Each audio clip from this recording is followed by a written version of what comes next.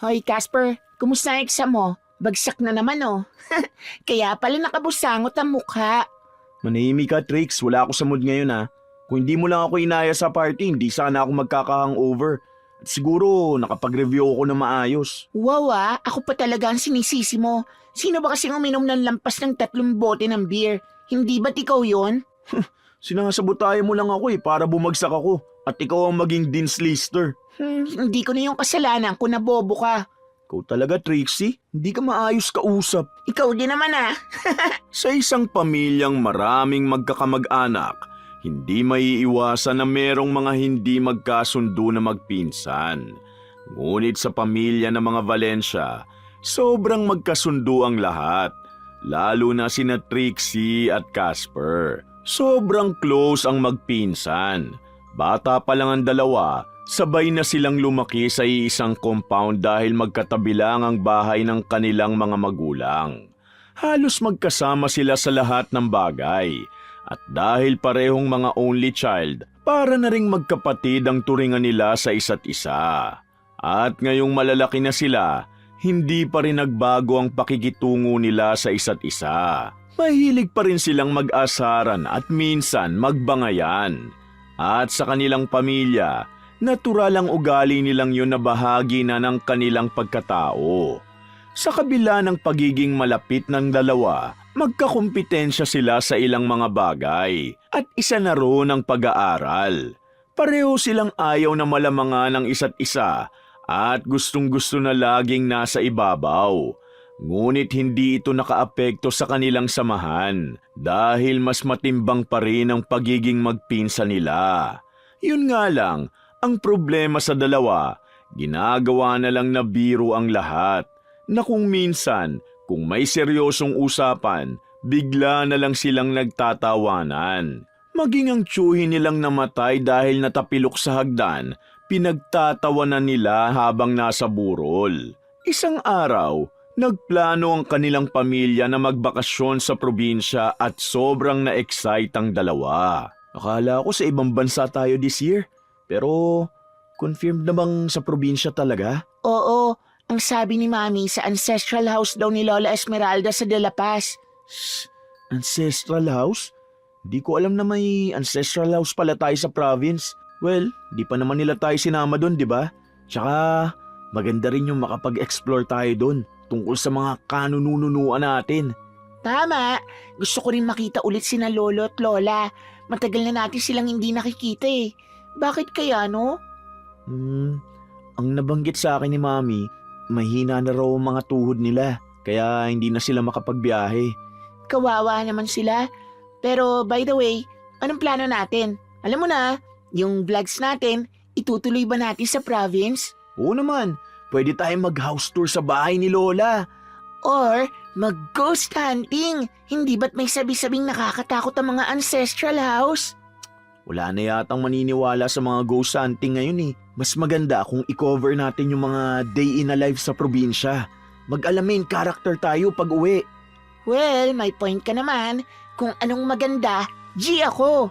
Hindi nagtagal, dumating na ang araw ng kanilang mahabang biyahe. At sa loob ng sasakyan, hindi maikubli ang excitement ng magpinsan. Hawak naman ni Casper ang kamera habang si Trixie nasa kanyang tabi na nagsasalita. Kahit nasa gitna pa sila ng biyahe, nagsimula na sila sa kanilang vlogging. Welcome to our vlog, guys! And today, nasa road trip na kami ng Valencia fam papuntang probinsya. Yay! At first time naming pupunta sa ancestral house ng pamilya namin. Kung di na kami makakabalik, alam nyo na kung bakit. Baka kinuha na kami ng mga engkanto. Ano raw? Engkanto? Siya nga mukhang engkanto. Trixie, Casper, off nyo muna ang camera nyo. Bababa muna tayo at kakain sa labas. Oops, tinatawag na kami ni Mami Miranda, kaya out muna kami guys. Pero bago yon, huwag niyong kalimutan mag-subscribe sa channel namin. Sa pagpapatuloy ng biyahe, nakarating na rin sila sa wakas matapos ang 3 oras. Mula sa syudad na puno ng mga gusali at traffic na kanilang nakasanayan, napalitan ito ng mga tanawin ng mga bukirin, naglalakihang puno, at maingay na agos ng tubig mula sa ilog. Halos mapanganga sila sa ganda ng paligid at mabilis na nag-shoot ang magpinsan sa labas ng bintana dahil sa ganda ng nature na bihira lamang nilang makita. OMG guys! Ang ganda ng view dito, look! Amazing view, oh. Ibang-iba talaga sa probinsya. Relax kids, wala pa tayo sa tapat ng bahay. Isara niyo muna ang bintana, please. Okay, Mami. Kumukuha lang kami ng magagandang shots. Pagdating nila sa baryo ng De La Paz, kung saan nakatayo ang malaking ancestral house ng kanilang lolo at lola, doon mas lalo silang namangha nang makita ito ng mas malapitan. Nasaksihan nila ang kalumaan ng bawat istruktura na halatang pinaglipasan na ng maraming panahon. Wow, Ma'am! I can't believe my eyes! Ganito pala kalaki ang bahay ni na Lola? Mansyon na to eh! Yes, honey. Minana pa nila ito sa mga great-grandparents nila. Bakit kaya hindi nyo kami dinadala dito noon pa, tita? Busy kasi kaming lahat, anak. And ngayon lang namin napag-isipan ni Luisa na bumisita ulit dito. Kasama kayo ni Trixie. Ano pang iniintay natin, Cass? Ihanda mo ng camera mo. Kukuha tayo ng maraming video at pictures dito. Tara! For sure magugustuhan ng mga viewers natin tong ganito kagandang lugar. Old but classy! Sa pagpasok nila sa mansyon, walang ibang ginawa ang magpinsan kundi humawak ng kamera at kumuha ng larawan sa bawat sulok ng bahay. At kinagabihan, dumating na ang hapunan at sabay-sabay silang kumain. Kasabay din nila ang kanilang Lola Esmeralda at Lolo Diosdado na pinagmamasda ng magpinsan na kanina pa nila napapansin ang pagiging makukulit at palabiro.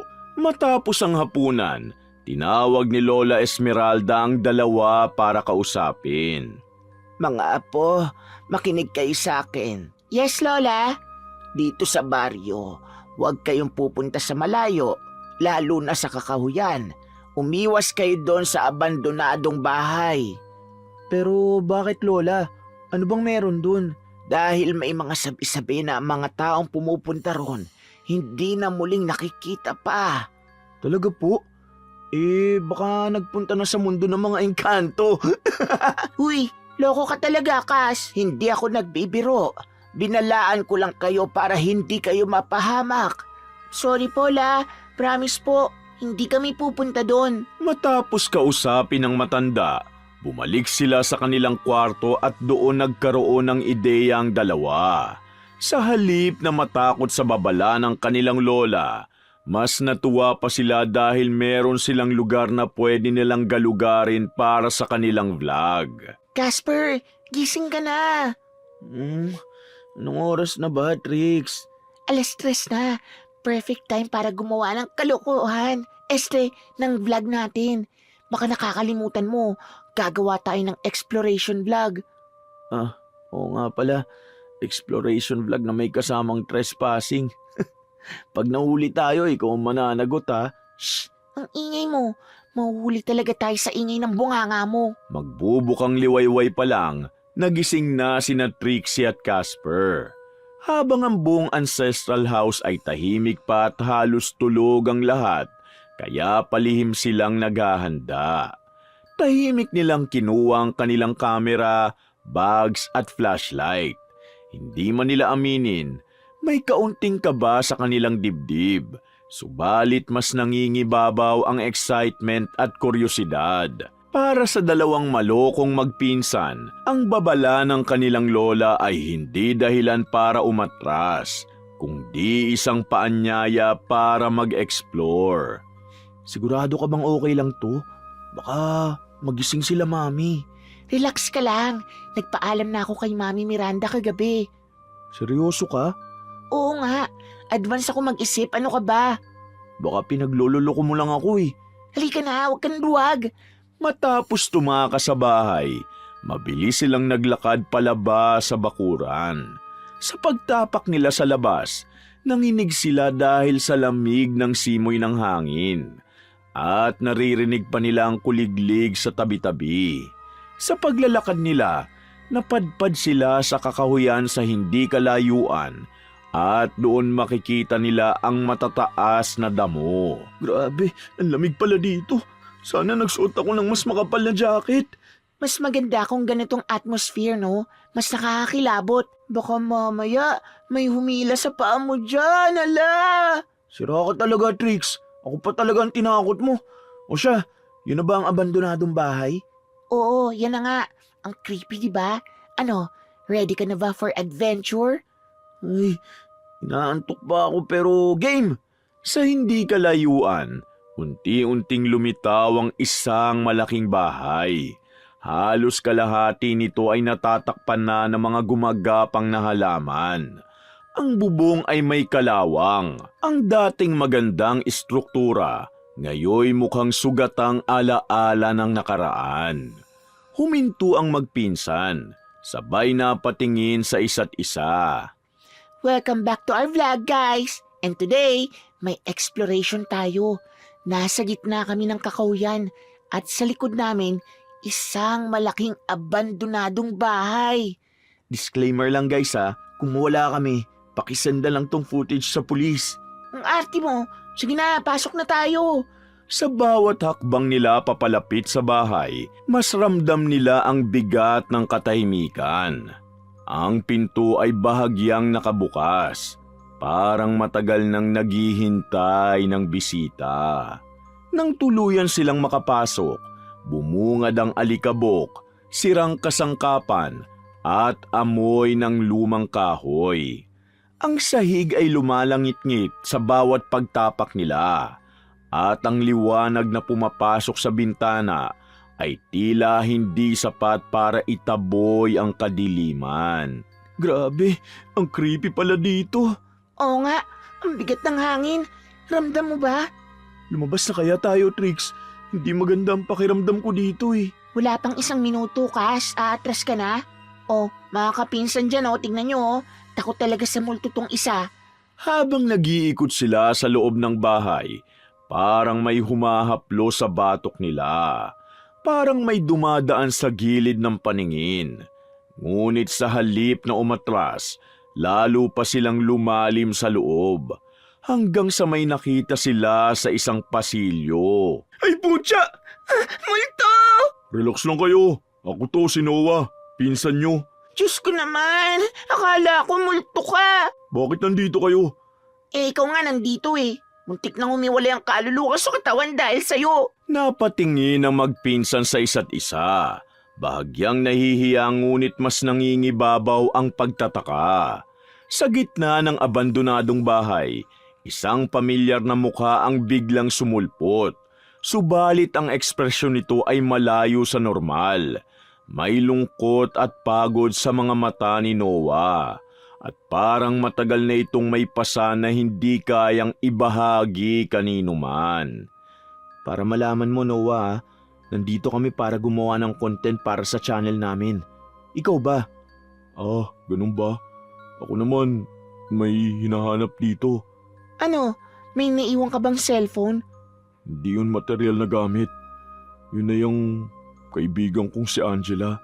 Ha? Angela? Huli ko siyang nakita dito eh. Matapos nun, hindi na siya lumabas. Pero naririnig ko ang mga bulong ng boses niya tuwing gabi. At humihingi siya ng tulong sa akin. Biglang nagbago ang tono ng usapan. Ang makukulit na magpinsan ay bahagyang natigil nang banggitin ni Noah ang tungkol sa bagay na yon. At ang bulong ng mga tinig na humihingi ng tulong. Nagkatinginan ng dalawa. Pilit na pinipigilan ng tawa. Baka guni-guni mo lang yun. O kaya, imahinasyon mo lang, Noah. Malay mo, may sakit ka na sa utak. Joke! Hindi, nagsasabi ako ng totoo. Hindi ako nababaliw. Sure ka? Oo, hindi ako si Raulo para pumunta dito ng walang dahilan. Kaya huwag kayong humadlang sa misyon kong hanapin ang kaibigan ko. Sa halip na maniwala, pinili ng magpinsan na gawing biro ang lahat. Para sa kanila, isa lamang itong kakaibang kwento na pwedeng gawing content. Hindi pa nila alam na ang simpleng pag-uusisa nila, unti-unting nagbubukas ng pintuan sa isang sumpang matagal nang naghihintay ng bagong biktima. Noah, kailan pa ba nawawala ang kaibigan mo? Isang buwan na rin, Trixie. At nag-aalala na ako kung bakit hindi pa rin siya nagpapakita. Ha? Ang tagal na pala? Bakit hindi mo pinapaalam sa mga pulis dito? Sinubukan na rin ng mga pulis na hanapin si Angela. Pero hanggang ngayon, hindi pa rin nila siya nahahanap. At ayoko rin tumigil na hanapin siya dahil alam kong buhay pa siya. At alam kong nandito lang siya sa bahay kung saan huli ko siyang nakita. Pero ano bang ginagawa niya nun dito? Naglalaro lang kami ng tagu-taguan. Sa kabila ng pagkailang ng dalawa sa pinsan nilang si Noah, sumunod sila dito sa pag-iikot sa loob ng abandonadong bahay. Hawak pa rin ni Casper ang kamera at si Trixie naman abalang nagsasalita na tila ba ordinaryong exploration vlog lang ang lahat. Ngunit habang mas tumatagal sila sa loob, pansin nilang parang walang katapusan ang mga pasilyo at mga pinto, kung saan-saan na lang sila lumulusot. Guys, as you can see, sobrang laki pala ng bahay na to. Parang maze. Kaz Noah, kung dito nawala yung kaibigan mo, mahirap talagang hanapin. Shh! May naririnig ako. Ha? Ano naman yun, Noah? Mga boses yun, Casper. Boses ng mga taong nawawala sa pamamahay na ito. Napahinto ang dalawa. Nagkatinginan sina Trixie at Casper. Pilit pinipigilan ng kaba sa pamamagitan ng biro. Ngunit kahit sila mismo, nakakaramdam na ng kakaiba. Lalo na't tila mas lumalamig ang hangin at mas humihina ang liwanag sa paligid. Anong klaseng bulong ba yan? Ano bang sinasabi nila? Sinasabi nilang nandito lang ang kaibigan kong si Angela.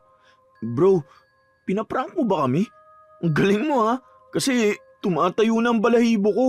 Kaya nga, ang lakas mo pala mag-prank. Matatalo mo na si Ivana. Kung ayaw niyo maniwala, hindi ko kayo pipilitin. Pero sinasabi ko sa inyo, naririnig ko sila. Sa kabila ng pilosopong tono ng magpinsan, hindi nila maiwasang mangilabot. May kakaiba sa boses ni Noah. Seryoso talaga ito at parang sanay na sa takot. Habang naglalakad sila sa pasilyo, napansin ni Trixie na tila mas lumalaki ang bahay. Parang hindi nauubos ang mga silid kahit papaikot-ikot na sila. Huminto sina Trixie at Casper sa isang sulok. Bahagyang lumayo kay Noah. Doon, pabulong silang nag-usap. Pilit na iniiwasang marinig ng pinsan. Casper, parang kanina pa tayo umiikot ah. Pansin mo ba? Oo nga feeling ko nadaanan na natin to. Alam mo, para tayong nasa isang backrooms. Yung lugar na walang hangganan ng daan. Sa tingin mo, okay lang ba si Noah? Hindi ko alam, Trix. Baka mamaya may problema talaga siya sa pag-iisip eh. O baka traumatized lang siya sa pagkawala ng kaibigan niya. Alam mo yun, hindi makamove on at guilty. Gets mo ba ako? Ay, ewan ko ba. Pero mabuti pang sabihan na natin siyang umuwi na. Anong oras na ba? Baka hinahanap na tayo sa bahay. 3:00. Ha? 3:00? Teka Casper, parang hindi tumatakbo ang relo ko ah. Tignan mo rin sa camera natin. Parang ilang minuto na tayo naglalakad. Ano bang nangyayari? Naguguluhan ang dalawa sa mga napapansin nilang kababalaghan. At bago pa sila makabalik kay Noah, bigla silang napahinto. May narinig sila. Isang mahina ngunit malinaw na tinig. Parang bulong na dumaan sa pagitan ng kanilang mga tenga. Narinig mo ba yun, Casper? Oo, parang boses ng babae.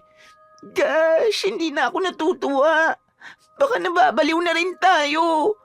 Paano kung totoo nga nandito yung kaibigan niya? Tutulungan ba natin siya? Sunod-sunod na ang mga bulong. Mga boses ng mga panawagan na tila nagmumula sa mismong mga pader. Ang dating biro lamang, unti-unting nagiging bangungot. Ramdam ng magpinsan ang panginginig ng kanilang mga katawan. At ang tibok ng kanilang puso ay tila sumasabay sa bawat bulong. Okay guys, nakakaranas na kami ng kababalagan dito. Maniwala kayo o sa hindi, pero nakakarinig kami ng mga bulong sa paligid. Trixie, tigil mo nga muna yung pagbablog. Unahin muna natin makalabas dito. Alam ko, pero hindi ko pala alampasin ang chance na to, no? Na makuha ang lahat ng to. For sure, magva-viral tayo. Napahinto naman sila nang makita nilang humarap si Noah sa isang kulay pulang pinto na halos matabunan na ng alikabok at kalawang. Dahan-dahan niya itong binuksan at bumungad ang isang malalim at madilim na hagdan. Mula roon, mas lumakas ang mga bulong, mas malinaw, mas nakakakilabot. Sa wakas, nahanap ko na ang pinto. Noah, tumigil ka muna. Huwag niyo akong pigilan. Nandito ang kaibigan ko. Noah, hindi. Hindi tayo bababa dyan. Tama si Trixie, Noah. Delikado yan. Hindi natin alam kung anong nasa baba. E di umalis na kayo. Wala kayong pakialam sa gagawin ko. Tama na, Noah. Kailangan na nating umuwi. May mali dito. Tingin ko, nagkakaroon tayo ng hallucinations. Itong abandonadong bahay, pinaglalaruan ng isipan natin. Oo nga, kanina pa tayo naglalakad dito eh. Pero hindi tumatakbo ang oras sa relo at sa hawak naming kamera. Tsaka, baka itong bulong, isa rin sa mga naglalaro sa isipan natin. Hinila ni na Trixie at Casper si Noah palayo sa hagdan. Sa unang pagkakataon, sila na ang nanindigan.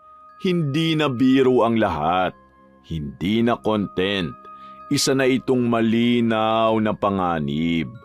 Lalabas muna tayo. Hihingi tayo ng tulong. Tara, bumalik na tayo sa kung saan tayo pumasok. Bitiwan niyo nga ako. Hindi niyo naiintindihan. Huwag ka na magmatigas, Noah.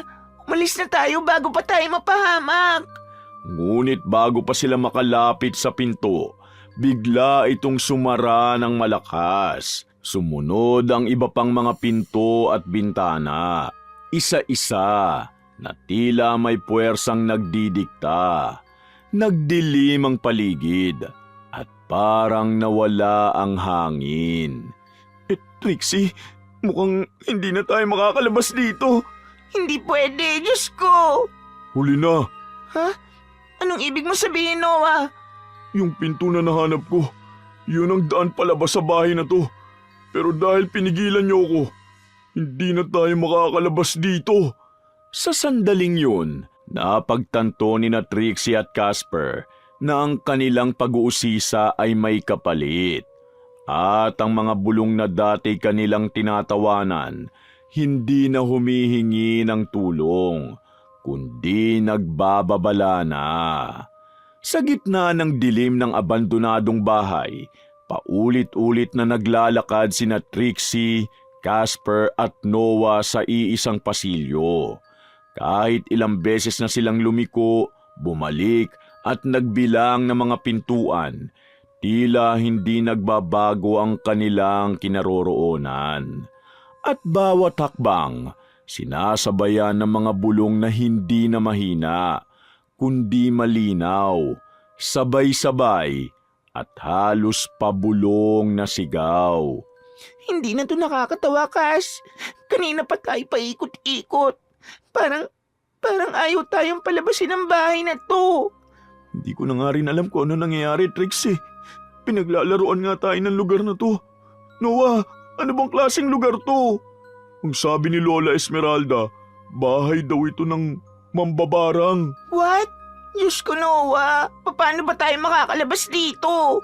Bago pa magkasagutan na magpinsan, may aninong dumaan sa dulo ng pasilyo. Mabagal ang galaw nito. Nakasuot ito ng kupas na damit na may mahabang manggas at may banda ng nakatali sa noo. Naanimoy isa itong albularyo. Casper, may nakita ka bang dumaan?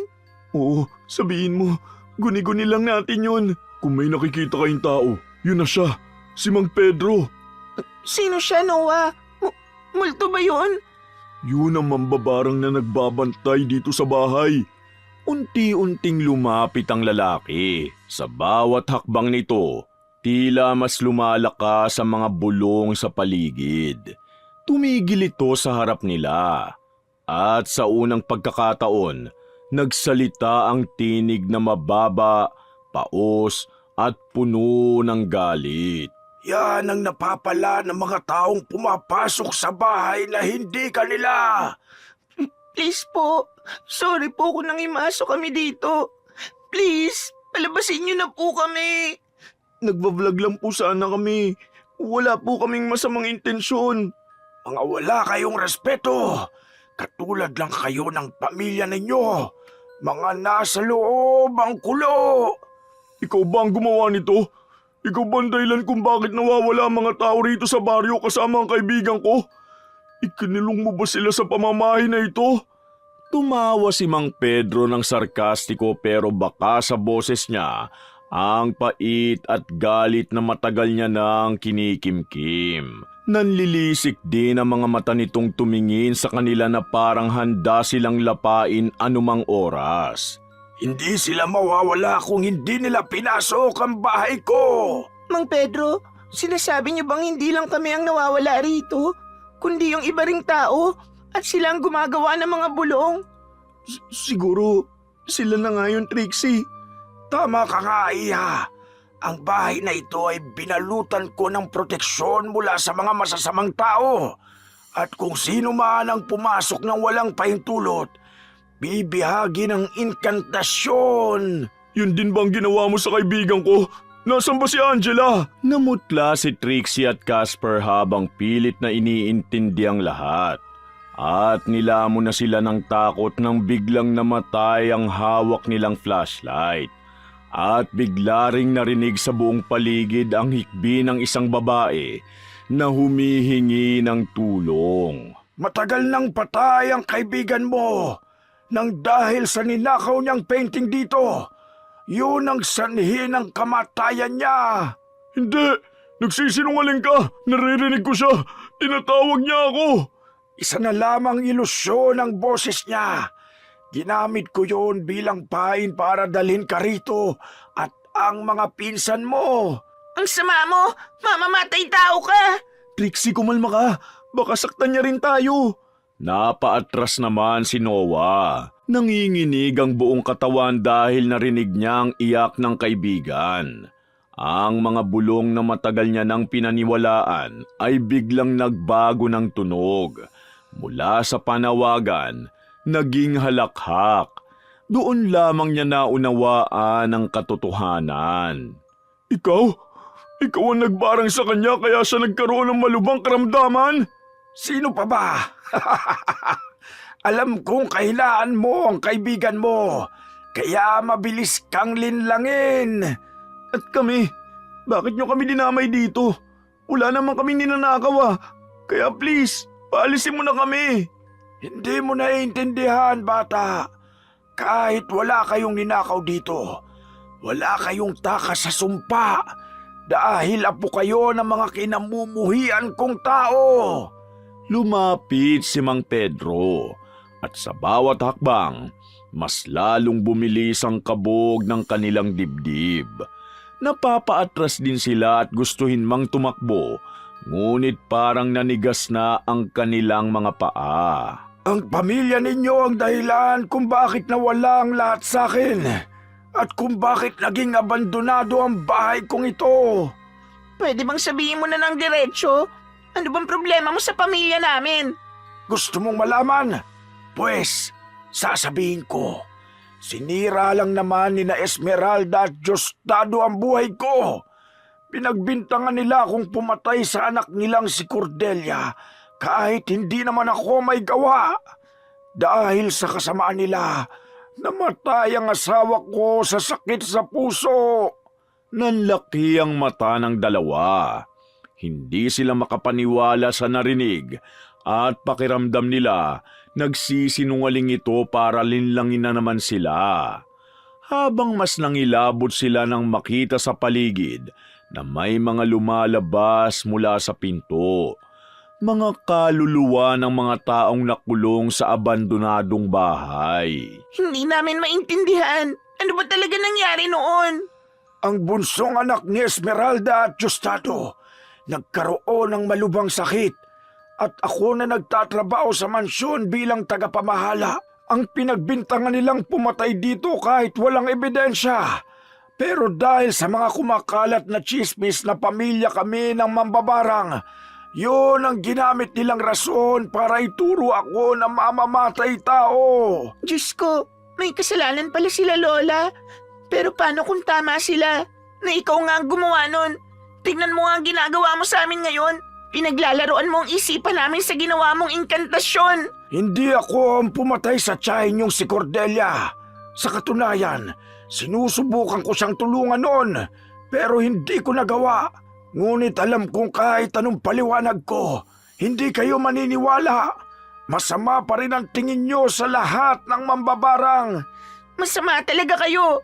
Dinadamay niyo kaming inosente sa gulo niyong matatanda. Palayain niyo na kami sa kabaliwang to. Depende. Kung makakatakas pa kayo sa sarili niyong mga isip. Casper, dala mo ba ang cellphone mo? Naiwan ko yun sa akin sa bahay. Nandito, pero tingin mo ba makakaabot sa kanila kung tatawag tayo? Subukan natin. Sa sandaling yun, natakot sila na makulong sa sarili nilang isipan, ngunit naniniwala silang merong paraan para makatakas doon. At dito masusubukan kung hanggang saan kayang tibagin ng barang ang kanilang katinuan. Sa labas ng kakahuyan, makikitang parang walang nangyayari sa loob ng abandonadong bahay. Ngunit sa loob nito, naroon pa rin ang tatlong magpinsan na nawawala pa rin sa bawat sulok ng bahay. Hawak ngayon ni Trixie ang cellphone at paulit-ulit na sinusubukang makahanap ng signal. Nanginginig na ang kamay niya kakapindot ng dial button, habang si Casper nagbabantay sa kanilang likuran dahil baka susulpot na naman si Mang Pedro na kanina lang ay naglahong parang bula. Ano, Trix? May nasagap ka na bang signal? Wala. Kahit isang bar, wala. Parang sinasadyang patayin ng lugar na to lahat ng koneksyon mula sa labas. Oh no, kailangan natin makatawag kina Mami. Hindi pwedeng makulong na lang tayo dito. May iba pa sigurong paraan para makaalis tayo. Noah, ano ba yung sinabi mo kanina na pulang pinto na daan palabas? Isa yung lagusan papuntang basement. Dahil hindi na tayo makakalabas sa pinto na pinasukan natin kanina. May humarang na dun. Kaya ang pulang pinto ang portal patungo sa labas. Sa di kalayuan, maririnig ulit nila ang mabibigat na yabag ni Mang Pedro. Hindi ito nagmamadali. Ngunit bawat hakbang ay parang paalala na hindi sila basta-basta makakatakas.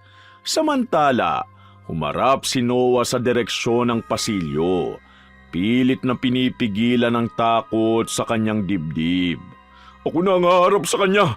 Kayo, subukan nyo nang hanapin ang pinto at tumakas. Noah, wag. Hindi ka namin iiwan dito. Delikadong mapag-isa ka rito. Mas delikado kung lahat tayo makukulong dito habang buhay. Kung totoong sinabi niya na nilalaro ng barang ang isip natin, kailangan nating lumaban para tibagin ang ilusyong ginawa niya. Huminga ng malalim si Noah at humarap sa dilim, habang sina Trixie at Casper patuloy na naghahanap ng signal. Lumilipat kahit saang pwesto, umaakyat sa sirang hagdan at umaasang kahit saglit makakalusot ang tawag. Mang Pedro, lumabas ka! Hindi mo kailangan gawin to! Huli na ang lahat, Noah! Sa sandaling yun, may pumasok na isang bar ng signal sa cellphone ni Casper na ikinagulat nila. OMG, may signal na. Tatawag na ako. Sige, bilisan mo na! Hello? Mami? Mami, please, sumagot ka. Sa kabilang banda, sa ancestral house, nagising sina Miranda at Luisa nang mapansing tahimik ang kwarto ng mga bata. Nang sumilip si Miranda doon para kumustahin ang mga bata, nagulat siya nang mapansing wala ang mga gamit nito tulad ng kamera. Isa yung senyales na naglakwatsa sila. Luisa, wala dito ang mga anak natin. Ano? Baka naman nasa hardin lang sila. Hindi. Ramdam kong parang may mali. Nanaginip ako ng masama tungkol sa mga bata. Kasabay nito, dumating sina Lola Esmeralda at Lolo Diosdado na halatang nababalisa mula sa pagkagising. Pareho din itong binangungot ng masama. Nasaan ang mga apo ko? Kanina pa kami naghahanap. Hindi sila sumasagot. Habang naghahanap sila sa bahay, bigla namang tumunog ang cellphone ni Miranda. Pagtingin niya, isa itong unknown number pero sinagot niya pa rin ito. Hello? Mami, please! Nasa abandonadong bahay kami! Ano? Bakit kayo nandyan? Hindi po namin alam kung makakalabas pa kami. Please, tulungan niyo kami! Hindi na nag-atubili ang lahat. Agad silang nagtungo sa kakahuyan. Dala ang takot at pag-asang maaabutan pa ang mga bata. Samantala, sa loob ng abandonadong bahay, nakaramdam ng pag-asa sina Casper at Trixie dahil nakaabot sila sa kanilang mahal sa buhay. Ngunit biglang naputol ang tawag at biglang may humila sa cellphone saka binasag ito sa pader. Napasigaw ang dalawa sa gulat at nagyakapan. Casper, tingin mo makakalabas pa kaya tayo ng buhay dito? Hindi ko alam, pero alam kong may liligtas tayo dito. Kailangan nating labanan ang isipan natin na maniwalang hindi totoo ang lahat ng ito. Casper, tama ang sinabi mo. Kung subukan nating maniwala na hindi totoo ang lahat, na isa lang itong ilusyon, baka makatakas tayo sa paglaso ng isipan natin. Anong gagawin natin ngayon? Sabay-sabay tayo magdasal. Hindi sanay na magdasal ang dalawa. Ngunit dahil sa takot, sabay silang naghawak kamay at nagdasal sa Diyos na tulungan silang makatakas doon. Unti-unti namang humina ang mga bulong sa paligid. Ang mga tinig na kanina'y sumisigaw, naging alingaw-ngaw na lamang. Napaatras si Mang Pedro. Halatang nagulat. Tigilan niyo yan! Sa sandaling yun, dumating sina Miranda, Luisa at ang mag-asawa sa harap ng abandonadong bahay. At nadatnan nila ang mga batang nakahandusay sa sahig at walang mga malay. Pedro, tama na. Huwag mo kong tawagin sa pangalan ko na parang wala kang kasalanan, Esmeralda! Palayain mo na ang mga bata. Wala silang kinalaman sa nangyari noon. Wala akong pakialam. Dugo niyo ang nananalaytay sa mga batang ito. Kaya hindi sila labas sa kasalanan niyo. Aminado ko nagkamali kami noon. Pinagbintangan ka namin. Pero alam kong hindi ikaw ang may kasalanan sa pagkamatay ni Cordelia. Sadyang hindi na namin napigilan na sugurin kayo ng mga tao na naniwala sa mga chismis na mambabarang kayo ng pamilya nyo. Huli na ang lahat, Esmeralda. Wala nang magbabago pa kahit humingi ka ng tawad. Pedro, makinig ka. Hindi na namin maibabalik ang nawala sa'yo. Pero wag mo namang idamay ang mga bata. Sa loob ng mga isipan ng mga batang walang malay, naririnig nila ang mga boses ng mga mahal nila sa buhay. Ngunit hindi nila sila makita sa paligid. Subalit nagbigay yun ng lakas ng loob sa kanila para lumaban. Casper, Noah, tingin ko wala tayong mga malay sa realidad. Totoo ngang nakakulong tayo sa mga isipan natin na parang nananaginip lang. Siguro nga, kailangan natin gumawa ng paraan para magising. At magagawa lang natin yun kung maniniwala tayo na may liwanag. Na kahit nasa gitna pa tayo ng pinakamadilim na bahagi ng bangungot na to, makakatakas tayo. Sa huli, nakahanap ng paraan ng tatlo para magising. At nang magising sila, nakita nilang nakadapa na si Mang Pedro sa sahig dahil hinuli na ito ng mga tanod na sumaklolo sa kanilang pamilya. Unti-unti nang bumalik ang kulay ng mundo sa paligid nila. At wala nang mga bulong at kahit anong ilusyon sa umagang yun. Kaya naman, natapos ang paghihiganti ni Mang Pedro. Kasabay ng paglaho ng sumpang nakabalot sa abandonadong bahay at doon nakalabas pa ang ilang mga buhay na bihag na nawawalang tao sa baryo. Ngunit para kina Casper at Trixie, Hindi roon nagtapos ang lahat. Pinagsisihan nila ang pagiging pasaway na laging ginagawang biro ang mga babala at pinagtatawanan ng mga kwentong pamahiin. Sa mga araw na yun, natutunan nilang hindi lahat ng bagay ay dapat gawing biro. Napagtanto nilang ang mga salitang binibitiwan kahit papabiro, may bigat at maaaring magbukas ng pintuang hindi na madaling isara pa. Tahimik na naglakad palabas ng bahay ang magpinsan. Kapwa binalot ng takot at bagong pag-unawa. Sa huli, ang gabing yon ang nagturo sa kanila ng isang aral na hinding-hindi nila makakalimutan. Na ang isip ay kayang bihagi ng dilim. Ngunit ang pusong marunong matuto ay laging makakahanap ng liwanag. Wakas! Shoutout po uli sa commenters ng last story natin. Kina Rachel Galope, Marjorie Martinez, Jana013, Josephine Beroya from Rosario, Cavite, Erlinda Tonelada, Gladys Bakbak, Delia Catu at sa asawa niyang si Alex Catu at sa anak niya sa Quezon, Lusterio family, Catu family, Alarcon family from Muntinlupa, Elizabeth Dunca from California, USA, user C2N3P, Puresa Tagiwalo, Mary Joy Noble, Janice B1K, Beverly Remeo, Lucy Barangco, Lynn Magdayaw, Yasden Love, Lina Aquino, Virginia Bele, Corazon Cacalda, Maridin Leonardo from California, USA, Reka Jukoy from Singapore, Virginia Divina from Saudi Arabia, Angelina I from California, Noemi Garcia Pabunan from Hong Kong, Gia Gigi, Rosalina Bugayong,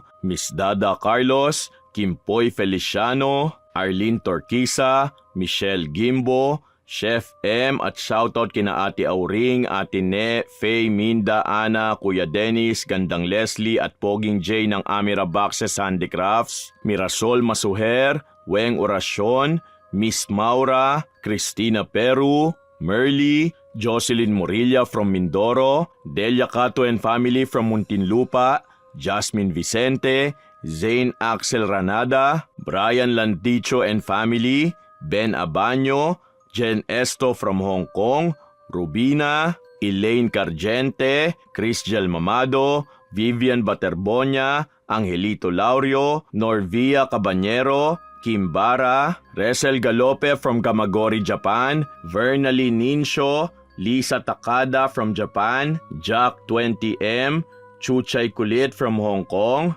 Amanda Joyce Page from Angeles City, Mercy Grace Shotting, Ramel Siraspe, Clement on Fire, Vicky Galvez, Virginia Bele, Kimpoy Feliciano, Phoebe Ranyada, Pamela Allen, Josefina Fuellas, Joan Calma, Roberto Cremen, Josephine Beroya at kina Willie, Joey, Jenny, John, Joelyn, Rodrigo Gonzalez, Princess Apple Crimen, Maria Susana Rodelas, Belen Malbas, Beth Mercado, Catherine Pielago at shoutout sa Pielago, Agoncillo and Fabi family from General Luna, Quezon, Jennifer 1, Jana 013 from Bacoor, Cavite, Teresa Balino, Elizabeth Dunca from California, USA, Rachel Jarabejo, Lorna Cabigas, user C2N3P, Lydia Lopez, Mary Joy Noble at Estrella Cortez from Canada. Maraming salamat po at pagpalain tayong lahat ng puong may kapal.